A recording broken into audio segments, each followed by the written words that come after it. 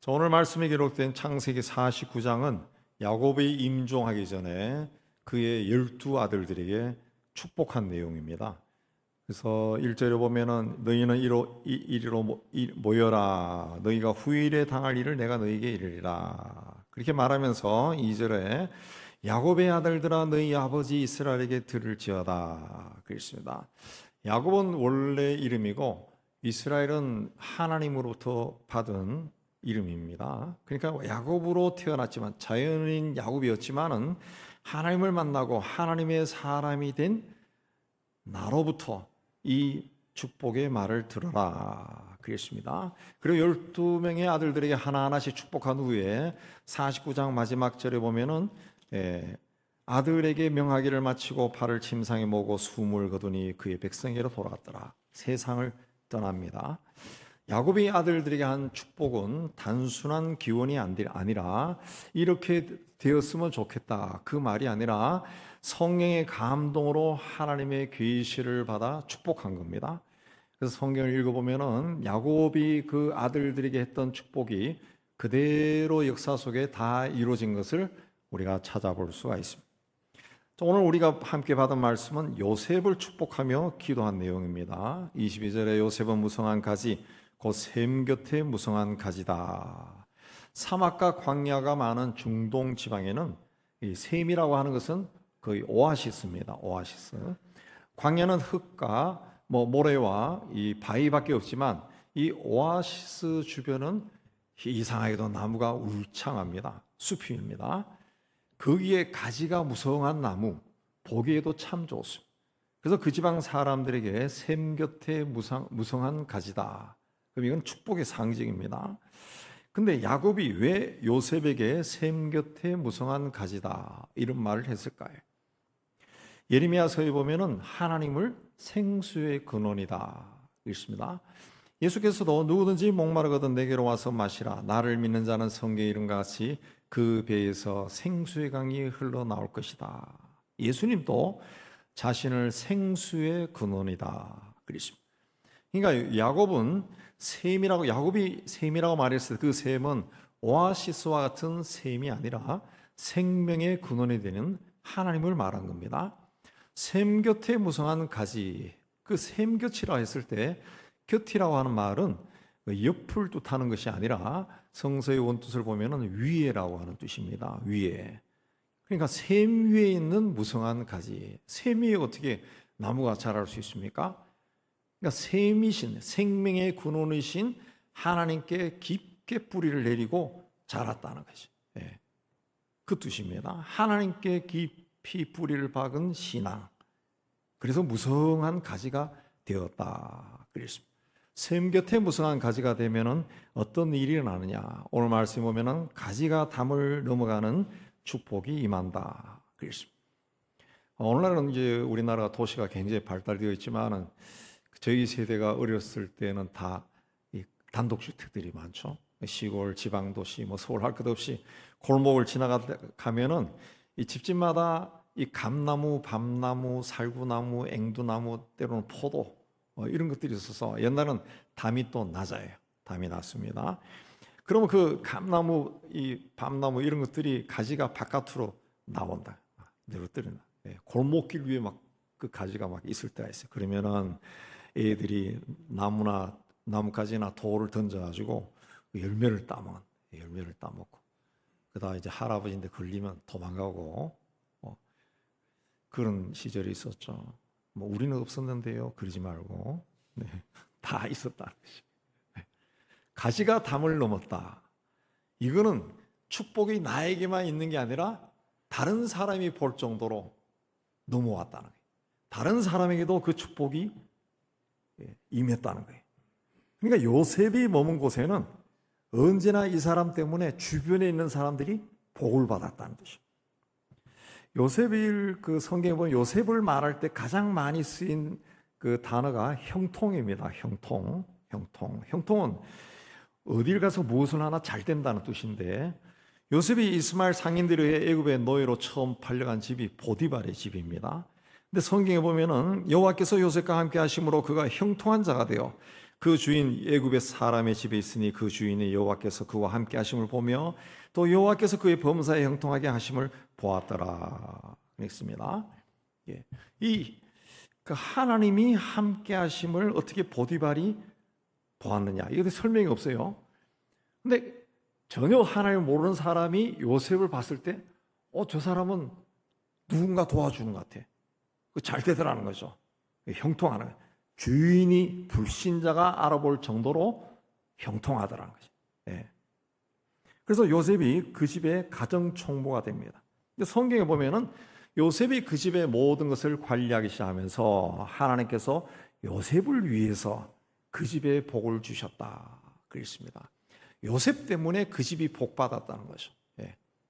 요셉을 하나님이 사랑해서 요셉을 잘되게 하기 위해서 그 집을 복 줬다는 거죠. 그 집이 잘 되면은 요즘 우리 하면은 요셉의 연봉도 올라가겠죠. 요셉을 위해서 복을 줬다 그랬습니다. 하나님이 함께 하시는 요셉이 그 집에 들어오니까 하나님의 축복이 그 집에 임했다는 거죠. 샘 곁에 무성한 가지가 담을 넘어간 거예요. 근데 요셉이 보디발의 처의 유혹을 물리쳤다가 그녀의 모함으로 감옥에 갇힙니다. 고대 시대의 주인의 아내를 건드리면은 사형이에요, 사형. 그냥 성경에 보면은 그때도 하나님이 요셉과 함께 하셔서 감옥에 들어가기만 했지 다른 일은 일어나지 않았어요. 오히려 요셉을 하여금 간수장에게 은혜를 입도록 해서 간수장이 요셉에게 간수들과 감옥의 모든 사무를 맡겼다 그랬습니다. 근데 요셉이 일을 너무 잘하는 거예요. 그래서 간수장이 요셉을 신뢰했어요. 그 이유에 대해서 성경에는 여호와께서 요셉과 함께 하심이라 여호와께서 그를 범사에 형통하게 하셨더라 그랬습니다. 감옥에서도 요셉은 간수와 죄수들을 복되게 한 담을 넘어가는 가지가 되었다. 총리가 된 후에는 7년 풍년이 들었을 때 곡식을 저장하에 두었다가 7년 흉년에 닥쳤을 때 많은 사람들을 구해줍니다. 그때 양식을 구하러 온 형제들을 극적으로 만나게 되고 그게 계기가 되어서 아버지와 형제들을 애굽으로 이주시켜 기름진 땅에 살게 해줍니다.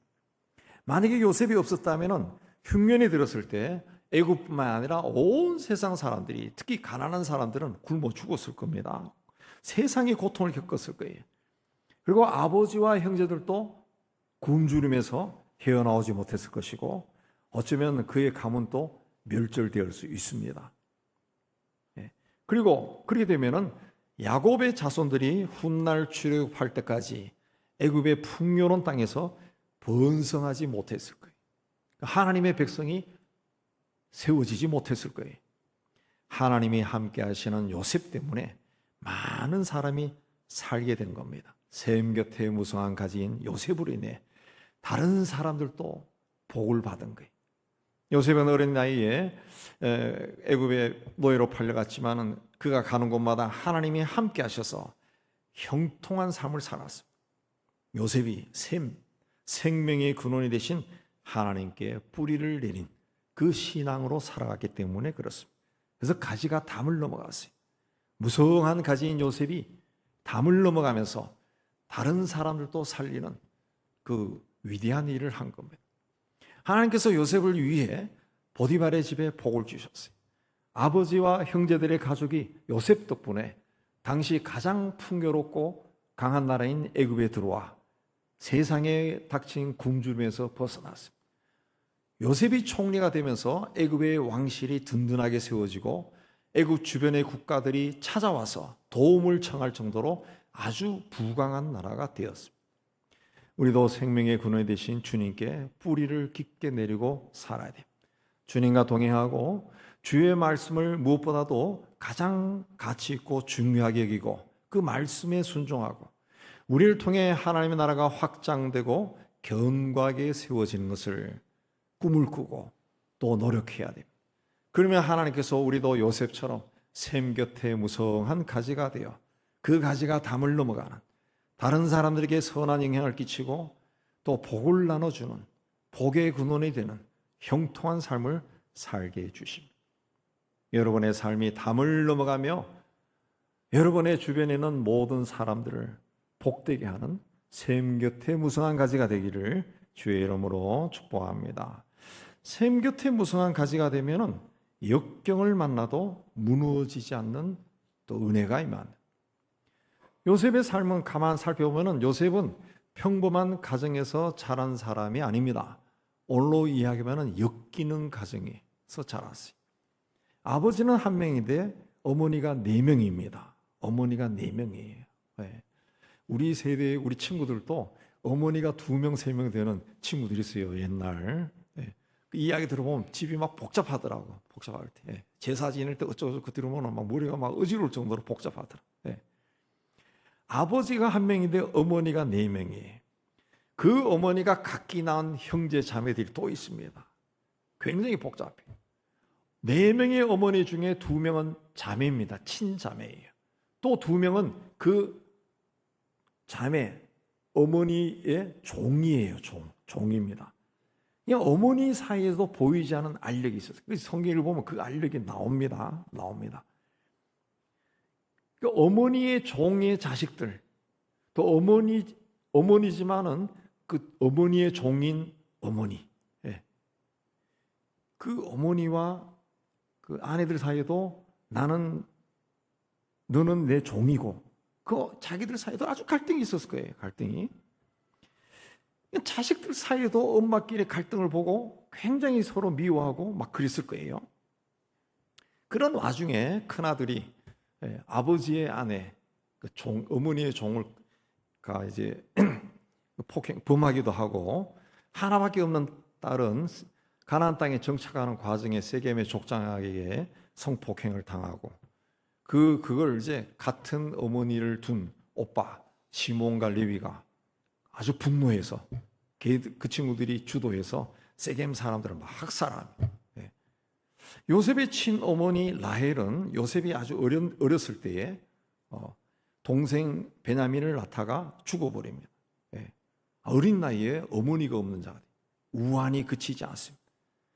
요셉은 어렸을 때부터 자기 집에서 일어나는 그 다툼과 시기와 질투와 미움과 또 어머니가 일찍 죽은 그 슬픔, 그런 각종 사건들을 다 보고 듣고 겪으면서 성장한 겁니다. 그러다가 요셉은 형들의 미움을 받아 또 애굽의 노예로 팔려갔어요.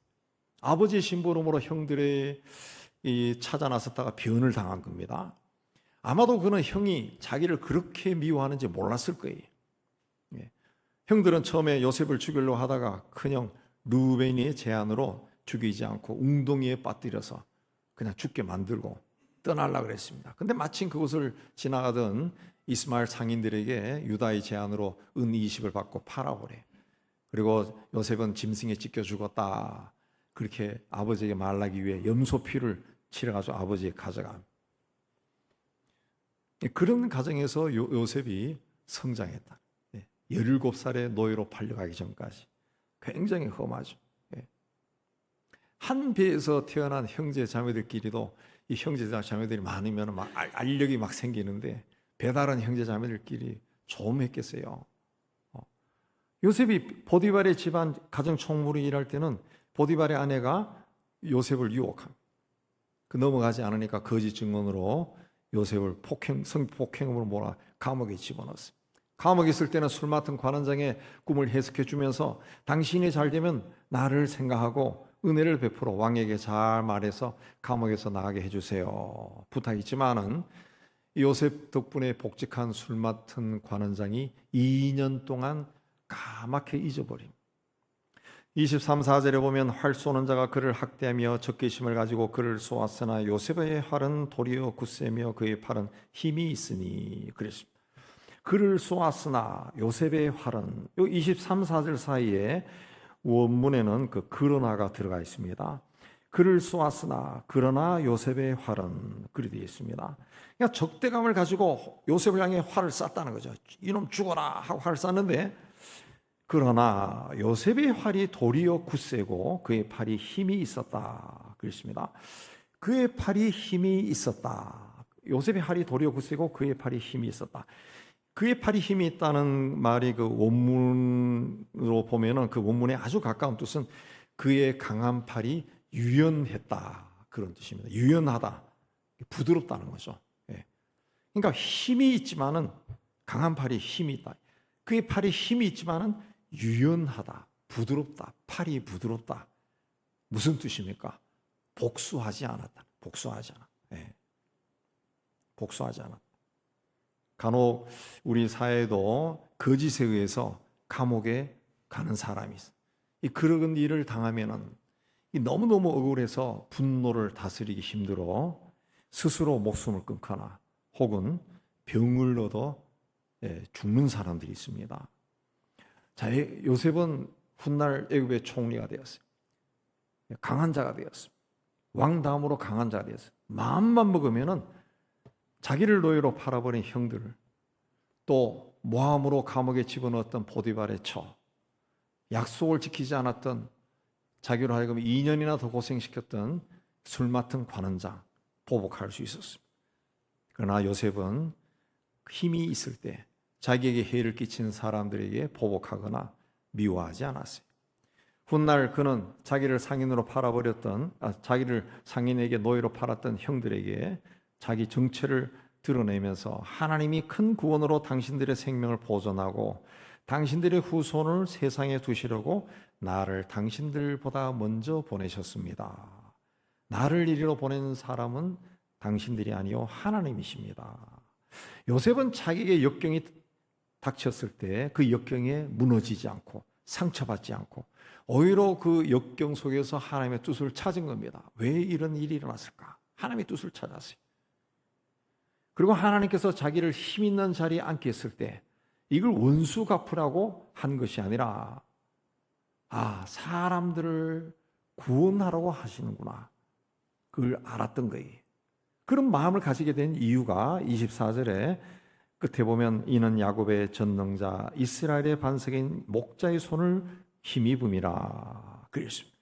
요셉은 노예 생활을 할 때나 제수로 있을 때나 총리가 되었을 때나 하나님을 목자로 삼았어요. 하나님을 목자로 삼았다는 것은 나는 그분의 양이라는 뜻입니다. 양이라는 뜻이에요. 노예 생활을 할 때도 나는 당신의 양입니다. 제수를 했을 때도 나는 당신의 양입니다. 총리를 했을 때도 나는 당신의 양입니다. 양처럼 연약합니다. 부족합니다. 갈 길을 모릅니다. 목자이신 하나님께서 내 길을 인도해 주십시오.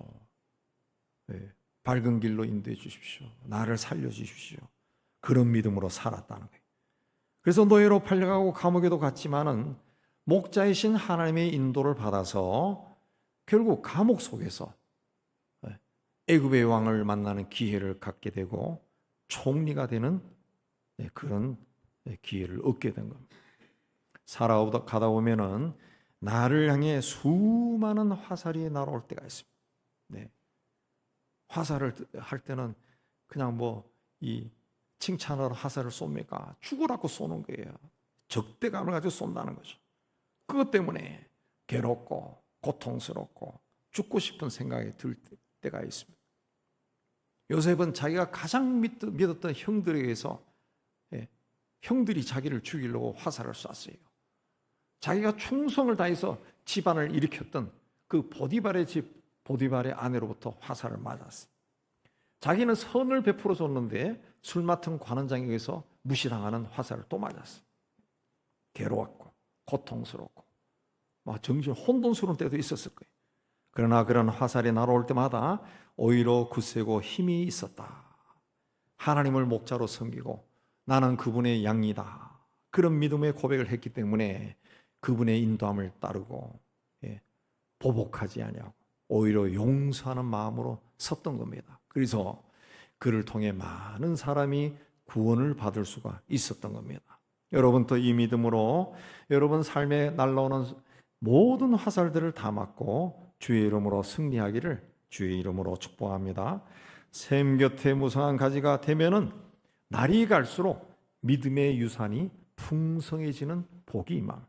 26절에 내 아버지의 축복이 내 선조의 축복보다 나아서 영원한 산이 하늘섬 같이 이 축복이 요셉의 머리로 돌아오며 그 형제 중 뛰어난 자의 정수리로 돌아오리로다. 내 아버지의 축복이, 이건 야곱을 이야기합니다. 내 아버지는, 야곱이 지금 요셉에게 축복하는데 내 아버지는 야곱 자신이에요. 내 아버지 축복이 내 선조의 축복보다 낫다. 이 말은 야곱이 아버지나 할아버지보다 믿음이 더 좋다, 그런 뜻이 아닙니다. 야곱의 할아버지가 누굽니까? 아브라함입니다. 아브라함은 하나님 말씀에 순종해서 고향을 떠나 하나님이 지시한 땅으로 갔습니다. 하나밖에 없는 아들 이삭을 모리아산의 번제로 바치라고 했을 때도 순종했습니다. 아버지 이삭도 믿음으로 산 사람입니다. 야곱의 믿음이 이런 할아버지나 아버지보다 좋다고 단정적으로 말할 수 없어요. 그럼 내 아버지의 축복이 내 선조의 축복보다 낫다, 이 말은 무엇이냐 하면은 내가 받은 축복이 자손들에게 내려가면 쌓인다는 거예요. 자신의 축복이 조상들보다 낫다. 믿음의 유산이 소중하다는 겁니다. 소중하다니. 그러니까 조상이들이 받은 축복이 여기 있으면은 여기에 야곱의 축복, 자기에게 쌓인 너의 아버지의 축복이 여기에 쌓인다는 거예요. 쌓인다. 너 아버지의 축복이 내 손조의 축복보다 낫죠. 우리 조상이 받은 축복보다 내가 받은 축복이 낫죠. 여기에 플러스, 내가 받은 축복이 플러스 되니까. 여기에 자기의 축복이 여기 더해져서 이게 아들 요셉에게로 돌아간다. 요셉에게로 돌아간다. 영원한 산이 한없음 같이 이 축복이 요셉의 머리로 돌아오며 형제 중 뛰어난 자의 정수리로 돌아오리도다. 뛰어난 자는 머리가 좋은 사람이 아니라 하나님 앞에 제대로 선 사람, 하나님을 잘 믿는 사람, 그걸 이야기합니다. 자, 영원한 산이 한없음 같다. 그 산은 그대로 있죠. 그대로 있습니다. 제가 설악산 간지 이제 좀 오래됐지만은 한 20년 지나간 옛날 설악산이나 지금 설악산이나 그 자리에 그대로 있습니다. 그대로 있습니다. 영원히 있는 겁니다. 영원한 산이 한없음 같다. 조상으로부터 쌓인 복이 영원히 그 자리에서 계속 조상의 조상들이 그 복을 계속 쌓아가지고 산이 영원히 있는 것처럼 그 하나님부터 받은 그 복이 자꾸 쌓여가지고 그 복이 자손들에게도 내려온다. 풍성하게 내려온다. 풍성하게 내려온다. 풍성하게 내려온다. 세월이 흘러가면은 우리도 이 세상에서 사라집니다. 우리도 조상이 됩니다. 우리 가문의 조상이 돼. 조상. 근데 이 복이 쌓이고 쌓여서 후손이 복을 받는. 우리나라 기독교가 1884년이니까 한 150년이 뭐 좀 안 됩니다. 그 150년 정도 되는 우리 한국의 기독교 역사에도 믿음으로 살았던 조상들의 복이 쌓이고 쌓여가지고 후손이 번성하는 가문들이 참 많습니다. 뭐 신문에 보도되는 건 없지만은 그래도 지방에 있는 교회, 서울에 있는 교회, 뭐 온 이 땅에 있는 교회들 보면은 다 100년, 150년 초기 때부터 100년, 50년 뭐 쭉 내려온 가문들이 많은데 그 집안들이 오직 믿음으로 살아가죠. 100년 내려오면서 이 가문이 주님의 은혜 가운데 번성하는 가문들이 참 많습니다. 참 많습니다. 참 많습니다. 옛날에 공부라고 하는 것은 생각도 못했을 그 시절에 100년 전에 예수 믿고 교회 다니는 사람들은 그때부터 학교를 다니기 시작했어요. 해외 유학은 꿈도 못 꾸던 그 시절에 그들은 해외 유학을 간다. 자가문들이 막 번성한다. 번성. 그러니까 이 계속 복이 쌓인다는 거예요. 그러니까 여러분 신앙생활을 이렇게 잘해야 된다는 거죠. 일반적으로도 생각해 보세요. 내가 기도했어요. 내가 예수 믿고 죽을 때까지 한 70년 기도했다. 뭐 예수님을 인격적으로 만나고 뭐 이건 두 번째 문제고 어쨌든 기도했다. 그럼 내가 한 기도가 이만큼 쌓였어. 근데 우리가 할아버지 때부터 믿었어. 그럼 우리 할아버지는 기도 안 하셨나? 할아버지 기도한 게 있어. 아버지가 한 거 있어. 엄마가 한 거 있어. 이게 쌓여 있는 거죠. 쌓여 있는 거죠. 여기서 내려오는 거와 내가 지금 바득바득 기도하는 거하고는 또 다르겠죠. 그러니까 우리가 당대에도 예수를 믿어도 잘 믿어요. 잘 믿어요. 교회를 중심으로 하나님 일을 할 때도 선한 일을 많이 해요. 은혜를 베풀어요. 요셉처럼 담을 넘어가는 그런 복을 받는다는 거죠. 그렇게 해서 후손들이 믿음의 가문을 이루고 번성해야죠. 야곱은 내 아버지 하나님께로 말미암나니 25절에 그가 너를 도우실 것이요 전능자로 말미암나니 하나님께로 말미암나니 전능자로 말미암나니 그랬습니다.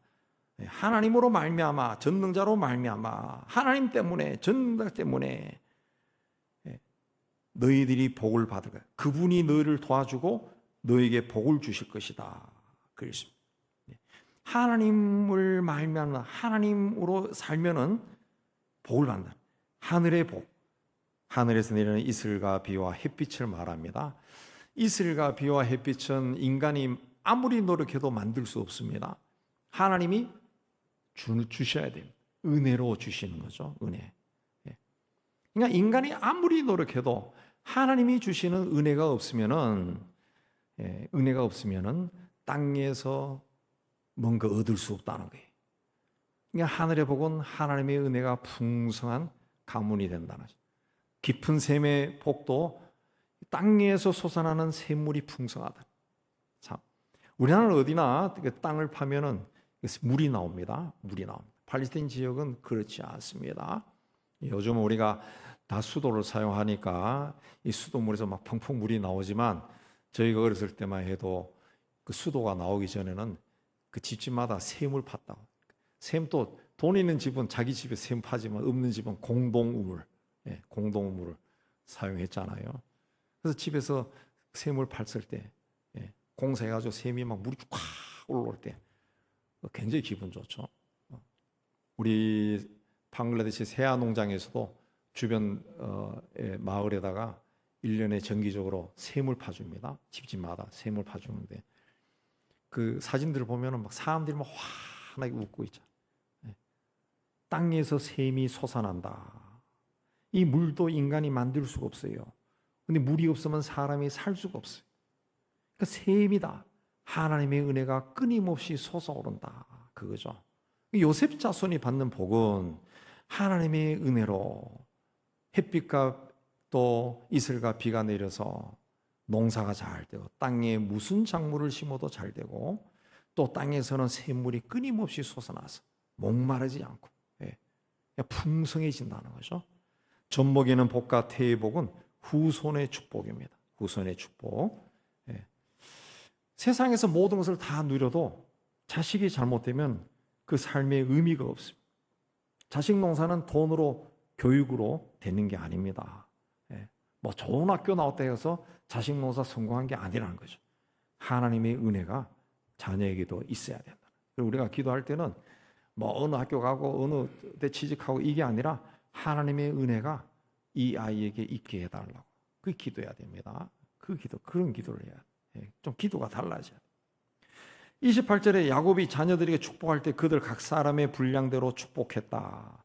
야곱이 그냥 생각나는 대로 막 이야기한 것이 아니라 아들들이 살아온 삶을 토대로 해서 얘네들이 어떻게 살았느냐, 어떤 가치관으로 살았느냐, 그들이 행한 대로 복을 주셨다, 축복했다는 겁니다. 그러니까 구원이라고 하는 것은 하나님이 주시는 은혜지만은, 은혜로 받는 거지만은 땅에서 누리는 축복은 우리가 어떤 가치관을 가지고 사느냐에 따라서 받게 되는 겁니다. 어떤 가치관을 가지고. 그럼 우리가 신앙이냐면은 정말 신앙 그리스도인답게 생각하고 말하고 살면은 그게 우리에게 축복으로 들어온다는 것이.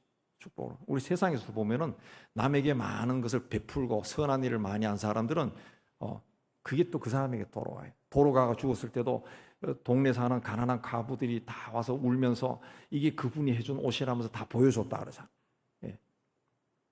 그러니까 좋은 씨를 많이 뿌려야죠. 좋은 씨를 많이 뿌려야 돼요. 요즘 과일들이 먹기에도 참 먹음직스럽고 또 보기에도 참 좋고 맛이 좋습니다. 뭐 요즘은 당도 표시를 막 해놓더라고. 어떤 과일은 그 과일이 보기에도 멋있고 맛도 있는 이유가 뭡니까? 씨가 좋잖아요. 계속 종자 개량을 해가지고 씨앗이 좋아진. 나무나 꽃도 식물들도 마찬가지입니다. 씨앗이 자꾸 좋으면은 나무나 꽃도 이뻐지는, 멋있어지는. 그 식물이 자라기 위해서는 반드시 거름을 줘야 돼요. 비료는 줘도 되고 안 줘도 되지만 거름은 반드시 있어야죠. 흙이 있어야죠. 흙이 있어. 그 거름은 썩어지는 거예요. 썩는 겁니다. 썩는 거. 식물이 잘 자라도록 썩는 겁니다. 자기를 희생하는 겁니다. 요셉은 세상 살면서 억울한 일을 참 많이 당했습니다. 그러나 아무리 억울한 일을 당해도 샘 곁에 있었어요. 하나님께 불의를 깊게 내리는 그 신앙으로 살았다는 거죠. 그래서 하나님 곁에서 좌절하고 원망하고 불평하고 복수를 꿈꾸지 않고 하나님 곁에 있었기 때문에 하나님의 마음으로 자기의 닥친 일들을 바라보며 용서하고 또 사랑하고 그렇게 살았다는 거죠. 하나님은 그걸 다 보고 계셨고 알고 계셨어요. 그래서 그가 젖먹이는 복과 태의 복을 받은 겁니다. 그의 삶이 후손들이 복을 받는 걸음이 된 겁니다. 그래서 야곱의 자녀를 축복할 때 각 사람의 분량대로 축복했다 그랬습니다. 이 어떤 됨됨으로 살았냐 그걸 보고 축복하셨다. 하나님은 땀과 피를 기억하고 그걸 축복의 재료로 사용하시고, 요즘 시진핑 체제에서 중국의 기독교가 핍박을 받고 또 교회가 막 폐쇄되고 포크레인으로 막 찍어가지고 파괴하는 것도 나오고 선교사를 다 추방되고 그런 일이 나오고 있지만은 공산주의 치하에다가 등소평이 처음 개혁과 개방했을 때 그 사람들이 놀란 것이 뭔가 하면 교인들이 갑자기 드러나지 않는데 어마어마하더라는 거죠. 특별히 그런 가운데서도 이 교회가 교인들이 많이 등장한 곳이 어디냐 하면은 공산당 치하에서 핍박을 많이 받고 순교의 피를 많이 흘린 지역, 그 지역의 기독교 인구가 굉장히 많더라고요. 지금 또 다시 다 숨어버렸는데, 그래서 선교사들의 이야기가 하면은 중국 대도시에 가면은 큰 교회들이 많은데 거의 대부분이 공산당 정권의 그 따르는 통제에 따르는 교회랍니다. 그러나 그런 교회들보다 그 시골에 예배당도 없지만은 그 이 다스려져가는 움막 같은 데서 모이는 처소 교회, 교인들 한 몇십 명 모이는 교회, 그런 교회 교인들의 신앙이 굉장히 견고하다. 굉장히 견고. 정말 말씀대로 산다. 그 옛날에 공산당 이 치하에서 성경을 다 불태우니까 중국의 기독교인들이 어떻게 했습니까? 성경을 통째로 외워버렸어요. 성경을 통째로 혼자서 다 외운 사람도 있고. 근데 그게 가능하더라고. 저도 젊었을 때 이게 절대 자랑이 아닙니다. 우리 친구들하고 한번 외우게 해봤는데 로마서를 통째로 다 외웠다고. 그게 가능하더라고. 그 성경을 통째로 외워버렸어요. 그게 안 되면은 김 집사는 창세기, 이 집사는 출애굽기 이런 식으로 해서 다 외운 거예요. 다 외워버리고. 그러니까 예배 드릴 때도 누가 하나 성경 딱 이야기하고 그 묵상하고 그렇게 했다는 거죠. 굉장한 신앙이죠. 그 중국 기독교인들이 그 중국이 막 공산당들이 그렇게 막 설쳐도 물론 퍼센트는 뭐 그렇게 많지 않겠죠. 퍼센트 따지면 그래도 1억이 넘잖아요. 거의 한 2억 정도 된다는데 그 사람들의 신앙이 굉장히 무서운 신앙입니다. 우리는 막 가난 속에서 울부짖으면서 받은 그런 신앙이고, 그래서 좀 허점이 많은 것 같아요. 한국 신앙. 근데 중국은 찐둘리고 죽어가면서 가진 신앙이기 때문에 중국 기독교인들이 눈이 막 빛이 난다. 굉장히 다르더라고요. 예수께서는 나는 포도나무요 너희는 가지라. 그가 내 안에 내가 그 안에 가면 사람이 열매를 많이 맺나니 나를 떠나서는 너희가 아무것도 할 수 없다. 우리는 예수를 떠나서 아무것도 할 수 없습니다. 예수님을 떠나서 할 수 있는 것은 다 거짓입니다. 사이비 이단이 거짓인 것이 그겁니다. 그러므로 기도하고 말씀을 읽고 묵상하고 또 예배의 자리에 부지런히 나와야 됩니다. 그게 샘 곁에 무성한 가지가 되는 비결이, 생수의 근원 되신 주님께 깊게 뿌리를 받고 자라나는 신앙이 될 수가 있어요. 여러분은 샘 곁에 무성한 가지가 되는 그 신앙생활을 하시기 바랍니다. 그렇게 샘 곁에 무성한 가지가 되면은 가지가 담을 넘어갑니다. 하나님이 여러분에게 은혜를 많이 주시고 복을 주시고 그 복이 다른 사람에게도 간다는 거죠. 영향을 끼친다. 어떠한 역경을 만나도 역경에 굴복당하지 않습니다. 하나님이 힘을 주시고 도와주셔서 역경을 이깁니다. 견고해집니다. 세월이 흘러갈수록 역경이 많으면 많을수록 누구도 터치하지 못할 견고한 신앙이 됩니다. 또 자손대대로 이 하나님 앞에서 진실한 믿음이 산처럼 쌓여서, 산처럼 쌓여서 영원히 거기서 후손들에게도 믿음의 복으로 내려온다는 거예요. 우리 은영교회 교인들은 요셉처럼 샘 곁에 무성한 가지가 되어서 하나님을 기쁘게 하고 세상에 선한 영향을 끼치는 복된 삶을 사는 여러분이 다 되시기를 주의 이름으로 축복합니다. 하나님 아버지, 우리가 아무것도 아닌 것 같지만은 그러나 하나님 보실 때는 굉장히 중요한 자리에서 서 있다는 것을 우리로 깨닫게 해 주옵소서. 오늘 말씀처럼 우리가 다만 해야 될 것은 생수의 근원 되신 주님과 주님의 말씀에 깊게 뿌리를 내린 신앙이 되어서 여기서 무럭무럭 잘 자라서 샘 곁에 무성한 가지가 되어 세상을 복되게 하고 세상에 우리를 아는 많은 사람들을 은혜의 길로 인도하는 존귀한 자가 될 수 있도록 축복하여 주옵소서. 예수님 이름으로 기도하옵나이다. 아멘.